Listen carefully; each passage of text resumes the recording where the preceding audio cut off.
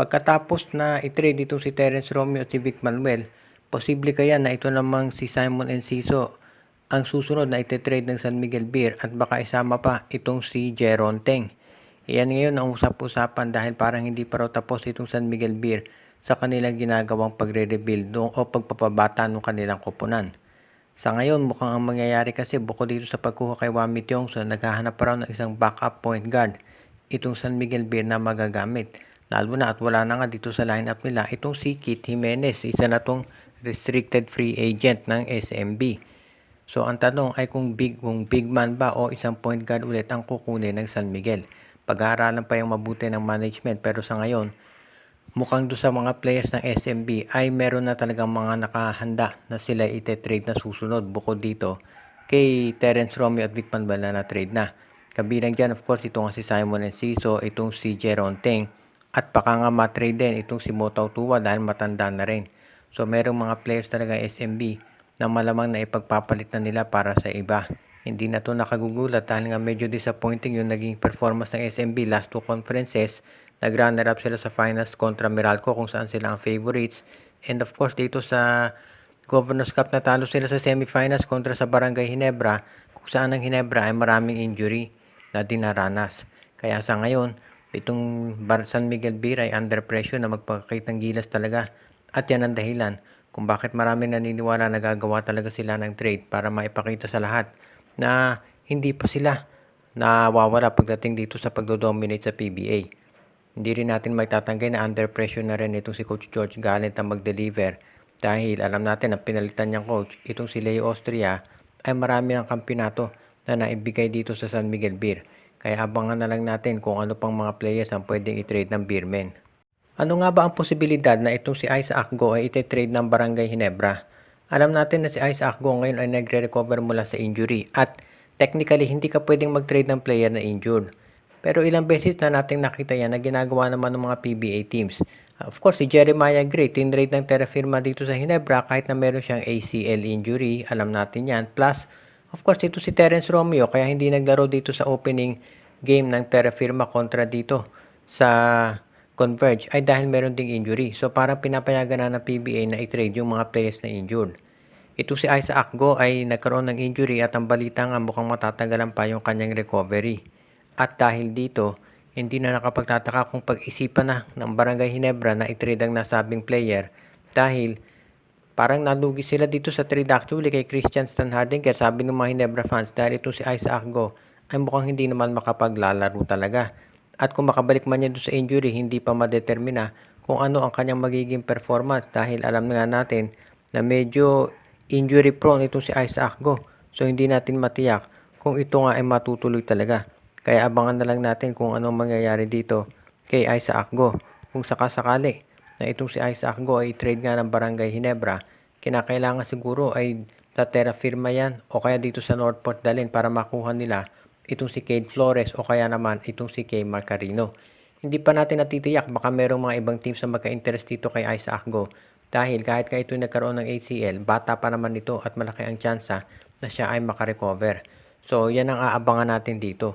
Ang maliwanag, ang Ginebra gusto pang kumuha ng big man at hindi natin maiaalis yung posibilidad na baka si Isaac Go ay masama doon sa mga players na mailalagay dito sa trade package para masakatuparan yung kagustuhan ng Ginebra na makumpleto na talaga yung kanilang lineup. At yan ngayon ang abangan natin kung matitrade na nga itong si Isaac Go ng Ginebra.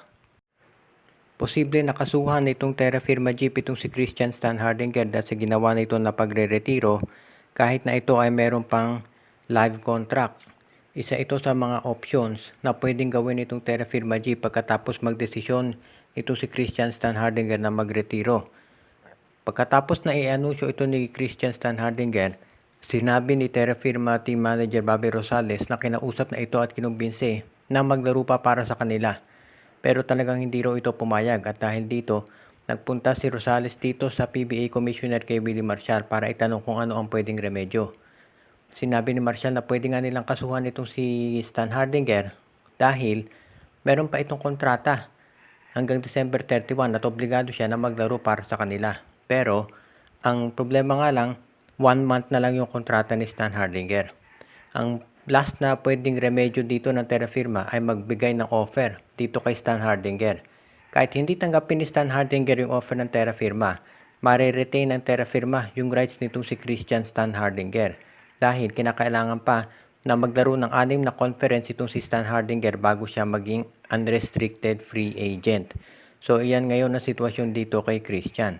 Wala pang opisyal na pahayag na nilalabas yung kampo nito pero mukhang talagang desidido na to na hindi maglaro dito sa Terra Firma Jeep. So ang gagawin malamang ng Terra Firma, sa tingin ng mga insiders mukhang malabo naman nakasuhan ng Terra Firma itong si Christian Stan Hardinger. So ang pwedeng mangyari dito ay baka mag-offer na lang sila ng kontrata dito para masiguro na if ever mag-decide itong si Stan Hardinger na maglaro ulit dito sa PBA ay wala siyang choice kung hindi maglaro dito sa Terra Firma unless i-trade ng Terra Firma ang rights niya sa ibang koponan. So, ganyan ngayon ang mangyayari dito. Mukhang determinado itong si Stan Hardinger talaga na hindi na maglaro sa PBA. Very impressive ang Magnolia Chicken Templados dito sa kanilang opening game dito sa PBA Commissioner's Cup kung saan tinambakan nila itong Blackwater Bossing. Nagpakitang gilas itong kanilang import na si Ricardo Ratcliffe na naka 30 points at 18 rebounds. At yung kanilang rookie na si Jerome Lastimosa, maganda rin ang pinakita, naka 9 points ito kahit limitado pa playing time. Nakakuha rin ng solid contributions dito sa iba nilang mga players. Katulad nila Mark Baroka, yung mga usual na ginagamit ni Coach Chito Victolero. Pagdating naman dito kay Calvin Abueva, na-injury ito pagkatapos tamaan ng siko nitong si Cedric Bearfield. At na-stretcher nga. Pero ang balita naman ngayon ay mukhang okay ito at umaasa sila na makare-recover agad si Abueva. Ngayon, pagdating naman dito sa performance ng Magnolia, sinabi ni Coach Chito Victolero na yung depensa nila ang naging susi sa panalo dahil talagang pinigilan nila itong si George King, yung import nitong Blackwater Bossing. Alam naman natin kung gaano kagaling umiscore itong si King, kaya nakita natin yung higpit ng depensa na ginawa ng Magnolia sa kanya. Pinilit nila itong Blackwater na umasa talaga dito kay King at yan ang dahilan kung ba't na-discarrel yung opensa nitong Blackwater. At dahil dito, masasabi natin na maganda talaga yung naging performance nitong Magnolia Chicken Templados at hindi na nakagugulat kung bakit marami naniniwala na isa sila sa magiging mga title contenders talaga dito sa Commissioner's Cup. Nakita natin mahusay talaga pinapakita ni Ratcliffe at parang hindi siya bumagal actually. Pero syempre sabi nga nila Blackwater pa lang yung kalaban ng Magnolia. Malalaman talaga yung husay ng laro nito kapag nakaharap na nila yung mga heavyweight katulad nitong Hinebra, TNT, San Miguel at Meralco.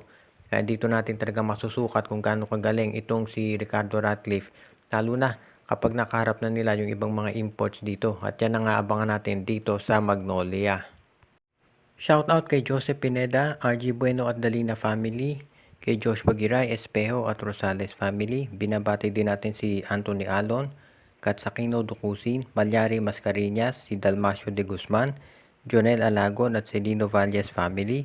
Pati na rin itong si Ireneo Salangsang, si Dexter Domer, si Enju, si Edwin Carmona Jr., si Michael D. Pati na rin itong si Junjun, Angie, Patpat at B-Boy Matas at ang iba pa natin na mga taga-subaybay.